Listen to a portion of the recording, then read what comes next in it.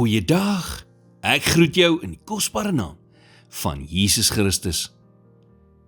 Die Bybel sê in Efesiërs 4 vers 26 en 27, word toornig en moenie sondig nie.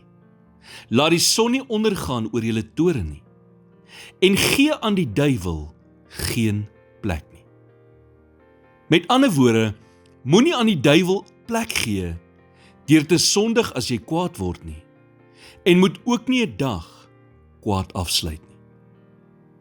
Die woord plek in hierdie gedeelte in die oorspronklike Grieks beteken grondgebied of grond.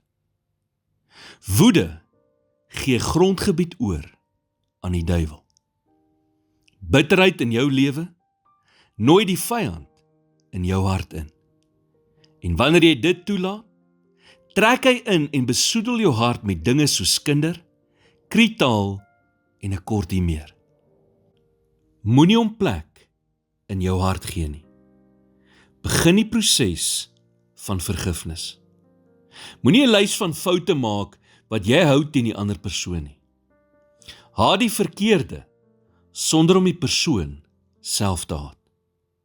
Draai jou aandag weg van wat hulle jou aangedoen het en begin stil staan en fokus by dit wat Jesus vir jou gedoen het.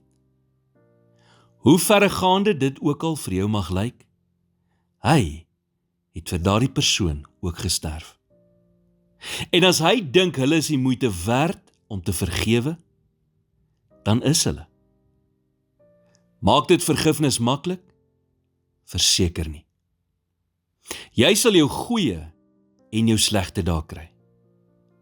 Daar waar jy dink jou wond is genees en jy's oor dit, tot iemand kom en die roof aftrek en die pyn weer terugkeer. En dis oukei, solank jy kies om te vergewe. Dit is eers wanneer jy nie meer probeer nie en wanneer jy weier om te vergewe, dat jy grondgebied oorgee aan die vyand. Here, gee my die genade om diegene wat my onreg aangedoen het, onvoorwaardelik te vergewe. Hulle verdien dit dalk nie, maar net so het ek ook nie u vergifnis verdien nie. Nogtans het u my vergewe. In Jesus naam bid ek dit. Amen.